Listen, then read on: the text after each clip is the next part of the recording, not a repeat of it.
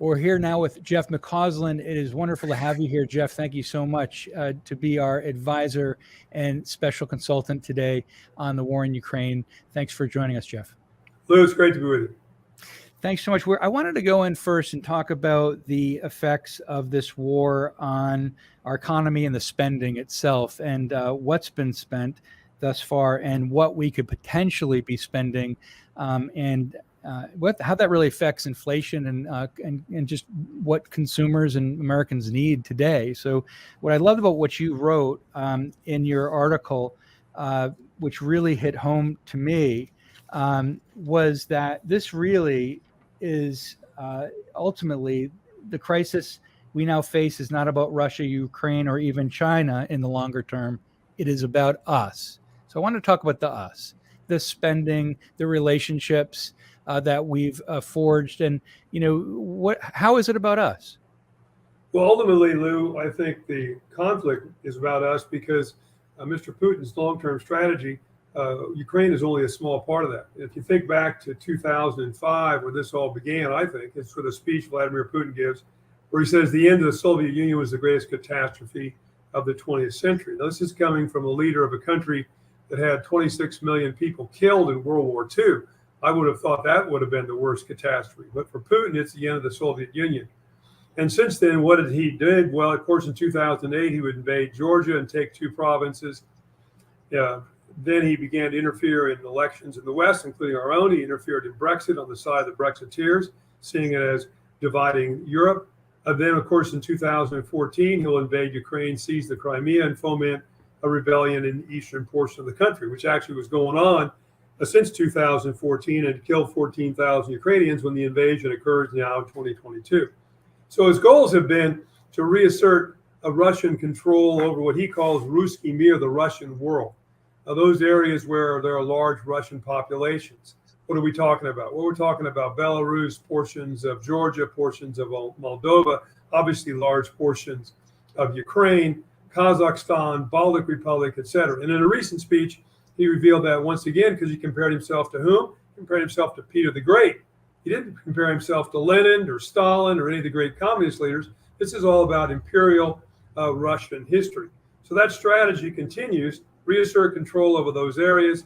In doing so, he wants to divide the United States from NATO and basically cause NATO to become a rather neutral organization and undermine the whole concept of liberal democracy. So this invasion of Ukraine, I would argue, is just the next, albeit perhaps largest step in that longer term strategy that he has been continuing to pursue. And in essence, part of that strategy was very timely for him, I would say. Tell me more about, would you agree with that, the timeliness of the strategy and the reasoning for when he did it? What would you say why was that the perfect storm and moment at that date? Well, of course, he argues this is all about NATO and the expansion of NATO westward. He points out that in 2008, then President George W. Bush convinces his NATO partners to offer Ukraine candidate membership. Ukraine is not a member of NATO, but put them on a path potentially to a membership. And as time went on, and very recently, he has argued that, this was going to happen right away, which it wasn't. NATO is going to put missiles in Ukraine pointed at us, which they weren't, and use that to foment this particular effort inside Russia. I think, secondly, he looked on the horizon.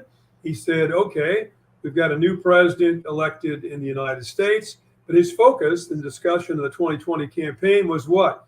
The threat to the United States long-term posed by China, the threat of COVID, economic recovery, domestic issues, and of course, January 6, 2021 was probably the happiest day in Vladimir Putin's life because he saw the United States divided, which is what he wanted to achieve anyway. He looked across the European continent and he saw Boris Johnson, who seemed to be, at best, in my words, a clown, and now, by the way, has left the scene. Mr. Macron facing re-election, perhaps difficult re-election in the spring of 2022, and a new leader, of course, in Germany, Olaf Scholz, untested, sitting atop a rather fragile three-party coalition. So I think that's why the timing was right for Vladimir Putin. And secondly, though, as I suggest, I don't think Ukraine posed a national security threat directly to Russia. even though he described it in those terms, called it, we've got to get rid of the Nazis that exist in Ukraine, which is almost silly when you think the president of Ukraine happens to be Jewish. But Ukraine was a threat to Russia. Why was it a threat? Because if Ukraine over time could become a prosperous, truly democratic state and a prosperous market economy as a large Slavic country, that was going to be an example that was not going to sit well with a Russian population that sees its economy basically stagnating over time. Number one, realizes that the country is largely an autocracy and run by oligarchs. Yeah, and what a time to make that move in February when you have weak leaders around you who are inexperienced and potentially will just go with what they're being told and what their constituents tell them to do. And as a result, spending and NATO have completely jumped into the war, to the effect of having, as we were saying here, there's over 50 billion that it's being allowed to be spent now on this war from the United States, over $1 billion on security, and Ukraine is now unveiling a plan for $750 billion for recovery, a Marshall Plan, as Russia's beginning to set sights on Donetsk. And so what I'm concerned at this point is, how do we bring this to an end when inflation is at an all-time high? Consumer spending habits have changed. Oil prices are high. Perhaps we're at the lowest point in history for Joe Biden's acceptance and approval rating. And we don't want this war anymore, by and large. Very few people want this war. What do we do? What do we do with all this spending and this hole we've brought ourselves into? What's next? Well, I think we have to understand that this situation really is about us and whether or not we want to have a world that has some degree of international norms, or whether we want to live in a world in which the strong do whatever they want and the weak do whatever they can. And I think we have to go back to the beginning and for Mr. Putin and realize that he made a couple of assumptions, though, that were false. And those were, first of all, that Ukraine wouldn't fight. This would be over in a couple of days, number one. Number two, that NATO would fold. NATO would, there'd be histrionics. NATO would complain. There would be some sanctions, but quickly he would get away with this. And you're quite right, Lou, to point out to the dramatic increase in assistance by the United States. I think it's also important to look at what happened in Europe. I mean, right now, if you're Poland, you are hosting 3 million Ukrainian refugees, which is a dramatic humanitarian burden there. Imagine you're the mayor of Warsaw. Your city had 1.3 million people in it on the 24th of February. Within a matter of a couple of weeks, you had 300,000 new people join your city who have to be housed, fed, provided medical care, most of which are elderly women and children. So there's been that dramatic humanitarian assistance provided in Europe. In addition, of course, Europeans have stepped up, I think, in some ways in military terms in providing military assistance, particularly the United Kingdom, also the French, but most importantly, in many ways, were the Germans, which everybody thought was a bellwether. And suddenly Olaf Scholz, the Chancellor of Germany, announced what he called the Zeitwende, a change in direction, announces a 100 billion euro immediate infusion to German defense spending and raising German defense spending over 2% of GDP, something they had not achieved since the 1990s. So rather than NATO falling apart, we see NATO coming together. If that wasn't bad enough for Mr. Putin, of course, you have the application almost immediately of Finland and Sweden to join NATO. So in a matter of a couple of months, what has Putin achieved in Europe? Well, I would point out that he's undermined 2 centuries of Swedish neutrality and about 5 decades of German pacifism. But you're quite right, the economic burden on the United States has been significant. Certainly this war has contributed to the inflation we're seeing and higher energy costs. Russia was one of the largest oil producers on the planet. And Mr. Biden's recent trip to the Middle East was in part to talk about getting the Saudis and other Middle Eastern countries to expand oil production. Because if you look around the world, unfortunately, there's only really 3 countries that have significant excess production capacity. And those 3 countries are Saudi Arabia, Venezuela, and Iran, all three of which have difficult political situations that would make it hard for any president to expand relations with those particular countries. But we have to also realize, I think, that part of that inflation is driven by other issues beyond simply the war. Part of it is limited refinement capacity. Even if you can expand production, we have limited refinement capacity. Part of that still has to do with supply chains. The movement of goods by trucks and shortages of things like truck drivers has an effect. But we're going to have to live with this for some period of time, because certainly this war, I fear, is not going to go away anytime soon. And in the short term, being the next 6 months or so, I would say Mr. Putin is saying the willpower and determination of an autocracy is far superior to the patience and the ability to achieve a consensus in democracies. And that is the bet that he has placed. Now and that is translated, of course, into the aid the United States has provided up to around $50 billion total, which calls for humanitarian assistance as well as military aid, as well as the cost for deploying other forces. The actual recovery of Ukraine longer term, that's a much more expensive proposition, taking decades. And there have been estimates, and we were talking off mic about this, that some have said that could reach $750 billion in recovery. And that just underscores how much wholesale destruction of infrastructure, transportation networks, housing, hospitals, railway networks, highways has occurred in this relentless aggression that Russia has perpetrated on the people of Ukraine. To some degree, do you think he wanted this world destruction to show his potential independence and how he can remain independent in his own regime or government hegemony? That's what he wants, to show the independence of his structure. Yeah, he certainly wants to portray himself as a powerful figure. There's no two ways about that. But I don't think he wanted this he wanted a quick victory that would allow him to get what he wanted at very low cost. So far, what has this cost him? Well, it's cost him, I think, grievously. I mentioned the unity that has occurred in the West, which is opposite to what his strategy was. What does it cost him? Well, we're running at about 8% to 9% inflation in the United States. Inflation in Russia hit 16% in June. The mayor of Moscow said Moscow alone will lose 200,000 jobs.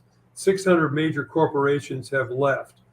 Europeans and others are trying to find alternative energy sources, which over time they will find. And at the end of the day, long term, the Russian economy at the start of this war was fairly stagnant. It was not growing that significantly. And furthermore, as John McCain used to say, the Russian Federation is a gas tank that happens to have nuclear weapons. What is its major part of its economy? Well, it's an export economy. It exports oil, natural gas, minerals, furs. Does anybody drive a Russian car or have a Russian computer or wear a pair of Russian shoes, use a Russian cell phone? I don't think so. So as a consequence, this was an economy that was stagnating. And if in fact they can be isolated over time, stagnation, a loss in weight,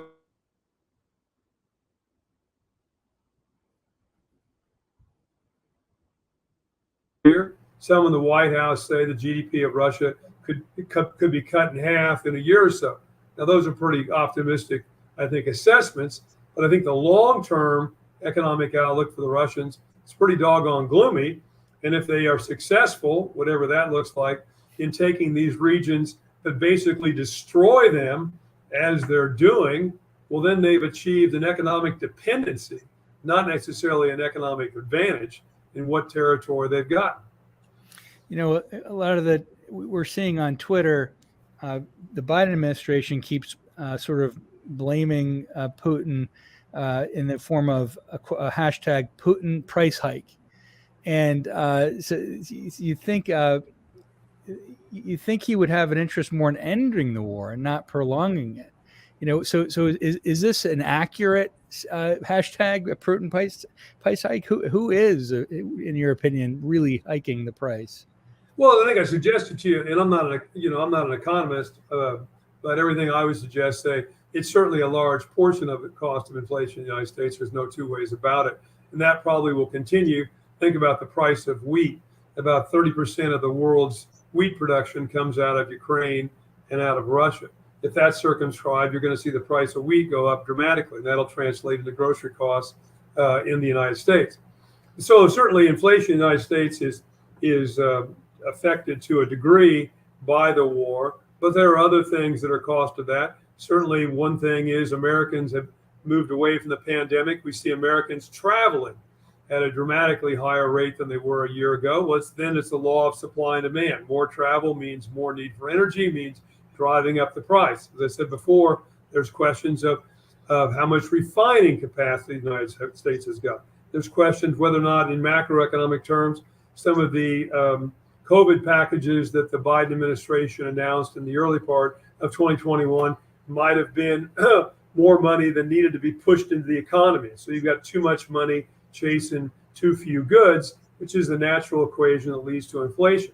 So I think looking for any one of those different things and saying, aha, that's the issue, is wrong-sided. It's a combination of all those things, but obviously for the administration, they would prefer to point to the problem being the war rather than admitting that perhaps they had provided too much aid to Americans. As far as Putin goes, in terms of ending the war, yeah, you might argue that, except, unfortunately for a dictator, he's kind of pushed all his chips to the center of the table. I've now lost 25,000 killed in action, according to the British Ministry of Defense, which means I've had 50,000 wounded, captured, deserted, missing, or whatever. That's 75,000 casualties total. That's roughly 40% of his entire initial attack force. That's about 20% of the entire Russian active army. So how do you then go back to your people and say, well, we were just kidding. We've been successful by the fact that we've now secured and denazified this one province that we controlled half of before the war even began. So I think for him, he'd like to end it, but he needs to end it with something tangible that he can take back to the Russian people and say, we won. I always like to say, there's no retirement home for old dictators. And people forget, in the entirety of the Soviet Union, for those roughly 90 years or so that the Soviet Union existed, in only 2 cases did a Soviet leader survive being Soviet leader. That was Gorbachev at the end and Nikita Khrushchev. Every other Soviet leader left office in a box. And Mr. Putin certainly understands that. So if he's going to bring this to a close, he has to bring it to a close where he can say, we won. And all you need to do, I think, to underscore that point is listen once again or read his speech that he gives on the 9th of May, Victory Day, in Moscow, celebrating the end of World War II. And what does he do in that speech? He links this war with the Great Patriotic War, World War II, the death of 26 million members of the Soviet Union defending the motherland. And so what he says to young Russians is, what you're doing today is the same as what your grandparents did in the 1940s. You are defending the motherland from aggression. Well, if that's the picture you've painted, how do you go back to them without something tangible and say, we won? Yeah, and there's so much misinformation in that position. And the question I was going to go to you with, because obviously you're an expert in war, you're Colonel Jeff McCausland. You've brought in many troops successfully into Iraq, and you've seen and studied wars throughout history. So if we were to structure a talk with Putin and potentially U.S. or others, considering his past talk on the way in which he believes he will bring this to an end and the platform he's speaking from, how can we work within his structure, if we can at all? What would the conversation go like, and what should it go like? Well, the first thing, the conversation has to be between Ukraine and Russia, not between the United States and Russia, because the Ukrainians are still, I think, in the back of their minds worried that the great powers, including the United States, are going to negotiate either behind their back or over their heads. The administration has been very adamant about any discussion about ending the war has to begin with a conversation between Ukraine and Russia. Now, right now, I would say I don't see there being even a framework for a conversation. because the Russians are determined to win. As I said, and Mr. Putin, I think, still politically back home, needs something tangible to win. And the Ukrainians are very adamant that for them, they will insist on re-securing the entire territory that Russia has taken. And one has to keep in mind, that includes not only the territory Russia has seized since the 24th of February. For many Ukrainians, that also includes the Crimea that Russia took in 2014, and that other portion of the Donbass that was seized in 2014. So right now, those two positions seem pretty doggone implacable, and I don't see any wiggle room where you could find a compromise between those two.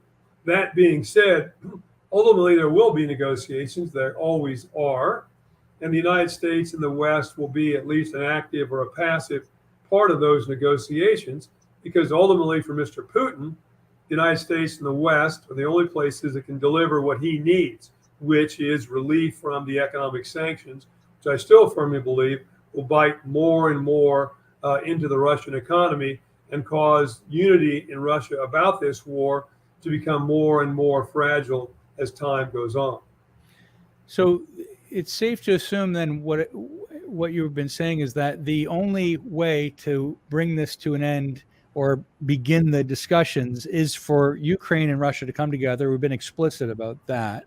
And the question is, because you said the probability of that is very low, of them coming together. Thus, to set up the table for this, other nations perhaps need to begin giving chips, it sounds like, to enable that to come together. Am I getting that right? Where we need to begin, U.S., other NATO nations need to begin their discussions to bring Russia and Ukraine together and stop the war. If in fact we're saying that, or we are saying the war must end, and in past history, this is the way for it to end in the nearer than later future. Yeah, and so the dynamic has to have, I would argue, a military, political, and economic component. Militarily is, and it could happen, one side or the other experiences some significant success on the battlefield, a breakthrough. Or one side or the other, which I think is what we're at right now, just suffers what I would call military exhaustion. What we've really assumed is that we were now always in an era of short wars. It's very interesting. We always assumed wars are going to end by Christmas. Every war in history was going to be short, and few of them turned out that way. How many people would have predicted in 2003 we'd still be fighting in Iraq in 2011? How many people predicted in 2001 we'd still be fighting in Afghanistan in 2021? How many people in the Soviet Union would have predicted in 1979 that they would be fighting for a decade in Afghanistan either? So this sort of belief that this was going to be a short war, if you look in history, you go, not necessarily so. And this could go on for a long period of time in sort of a frozen conflict atmosphere. But both sides could become exhausted, either from a shortage of manpower. And the Russians right now, I find fascinating, I think are scrambling for people and trying to recruit troops, extended the enlistment to 60 years of age, have basically levied on some of the provinces, particularly in the eastern part of Russia, a demand that they create battalions to be sent to the fight. And there are reports that new recruits in the Russian army get about 30 days of training before they're sent to the front, just underscoring, I think, how short the Russians are of manpower. Secondly, we're into industrial warfare. We always thought wars were going to be short. We talked about very sophisticated weapons. There weren't great constituencies, I think, in the military community and the defense community that said what we need to do is buy hundreds of thousands of 155 artillery shells and stack them up in bunkers for a long-term war. Well, guess what? That's where we're at right now. The Russians, or some people suggest, have expended up to 60,000 artillery rounds a day. Ukrainians are expending sometimes 6,000 artillery rounds a day. So that industrial capacity to keep that up is going to be part and parcel of this military part. We talk about the Javelin. Okay, well, the capacity for Lockheed Martin to produce Javelins, about 2,100 Javelins a year. Well, at one point in time, the Ukrainians expended 500 Javelins in a day. Can you then expand industrial capacity to meet that kind of a demand on either side, or do you hit some point of sort of exhaustion in terms of your ability to prosecute the war? Second, of course, is politically. Can the Biden administration keep together the allies right now, consensus in opposing the Russians in the West in particular, but expand on that? You know, it's interesting to look, Lou, if you line up the top 10 countries on the planet by population, the only country that's condemned Russia amongst those top 10 by population is the United States. Chinese haven't, Indonesians haven't, Pakistanis haven't, Indians haven't. And so the ability over time, as this goes on, perhaps for the administration to broaden the political opposition to the war as well as deepen it will be important. And then last but not least, of course, the economic piece. Can we more and more put economic pressure on Russia by isolating it? Even yesterday, the European Union announced a new round of sanctions, have barred the importing of gold from Russia, et cetera, just to try to put more and more economic pressure. The combination of those factors, I think, will eventually be what forces these two sides to come to the table in some kind of a negotiation. In the event exhaustion is not a possibility for Russia, and all of the political sanctions, maneuvers and sanctions, and ability to produce javelins and other resources, it's no longer an option. What do we do? What has history shown that is possible when no exhaustion exists? Well, then you just grind on. I mean, World War I went on far beyond what anybody would imagine. And they had a similar problem in 2015, a shortage of artillery rounds, which actually brought down Prime Minister Asquith because of the industrial base of the British government could not keep up, and brought in a whole new prime minister. And that's what happens. It just grinds on. Now, you may go into periods of pause, as we saw in World War I, while each side tries to refit, but that's what happens. It just continues on. And then you have, of course, in the 21st century, as you've seen in warfare in past, sides trying to figure, is there a way that we can escalate that perhaps break us out of this stalemate that we're now in? And then you get into concerns of, might Mr. Putin consider escalating vertically, for example, to the use of nuclear weapons? There were some big concerns about his use of so-called tactical nuclear weapons earlier on in this conflict.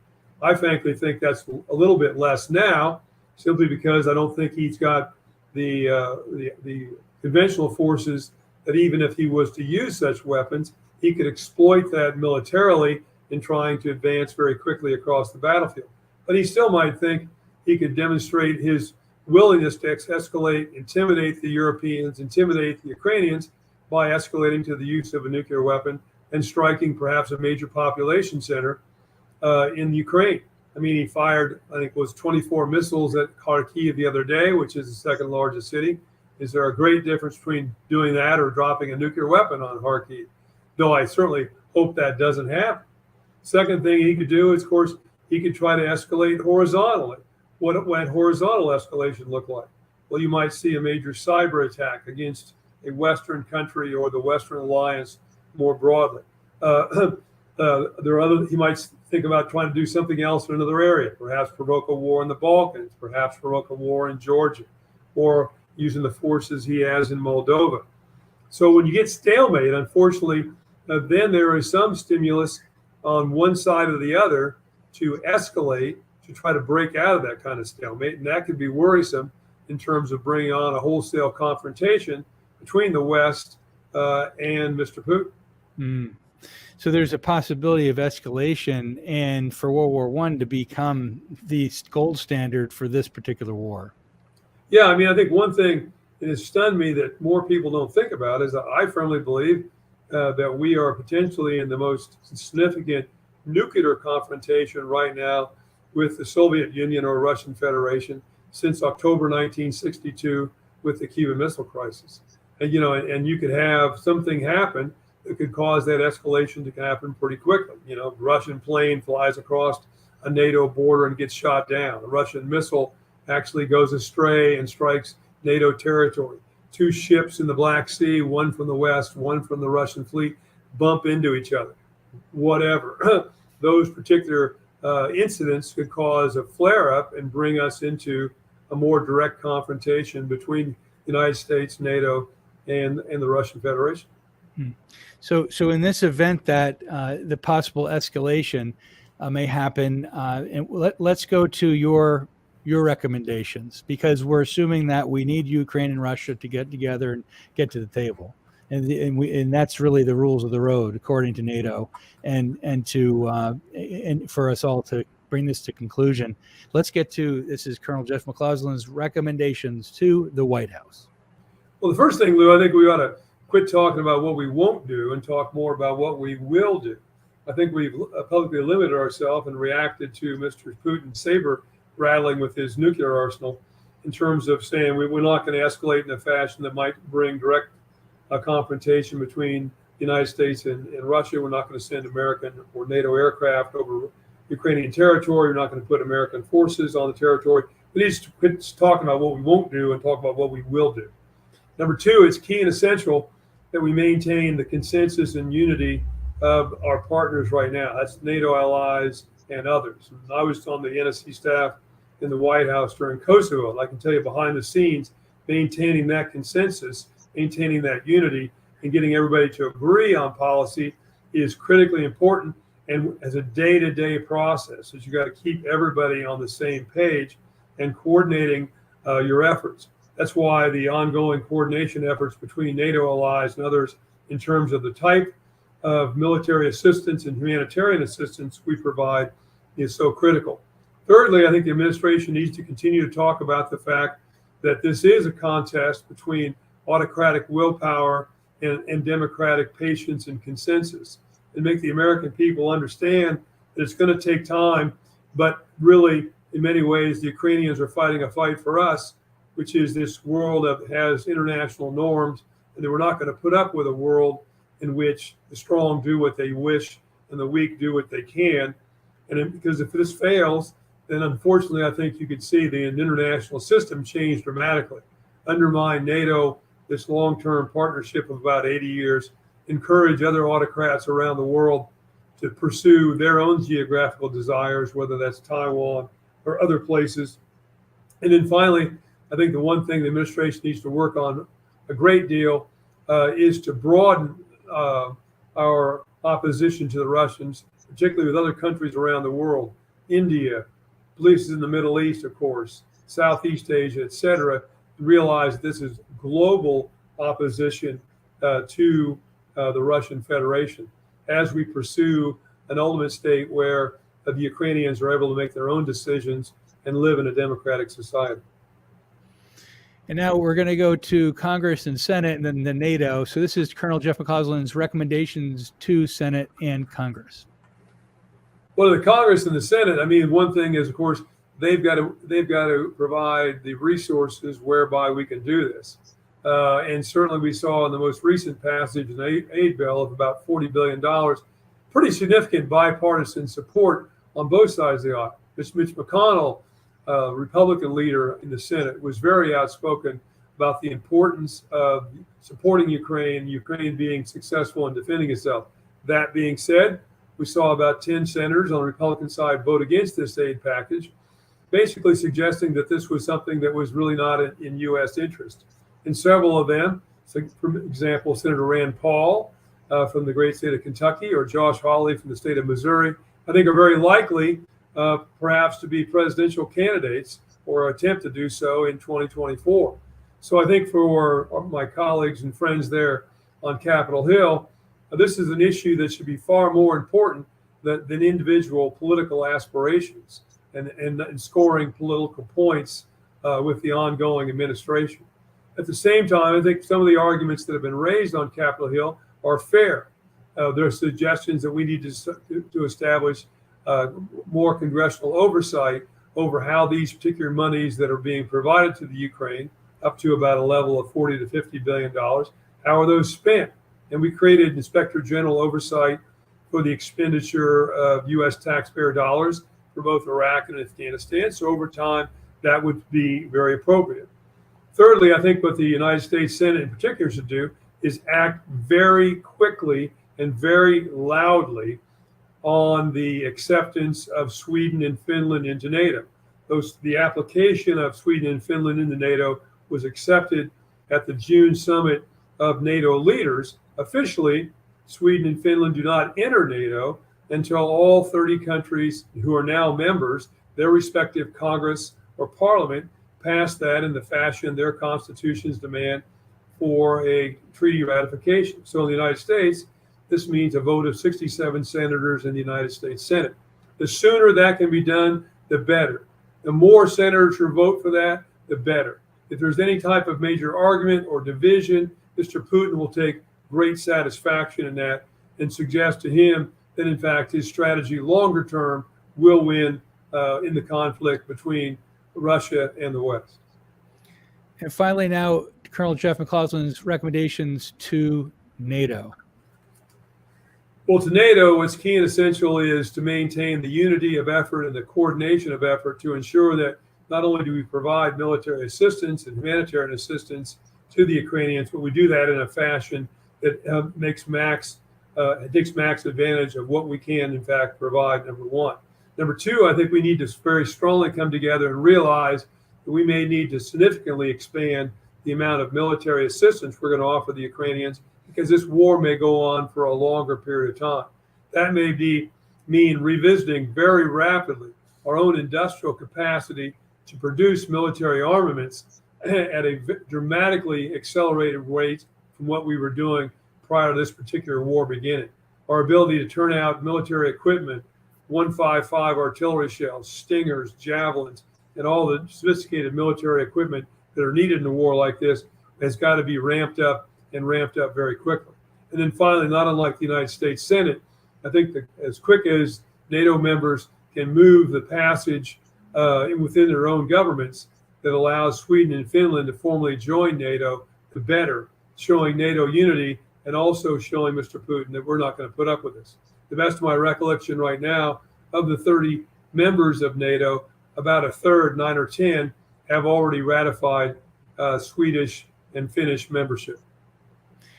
Well, you heard it from Colonel Jeff McCausland, advisor to us all. Colonel Jeff McCausland, thank you so much for joining us today and giving us all such sage wisdom and advice. Thank you. Lou, great pleasure.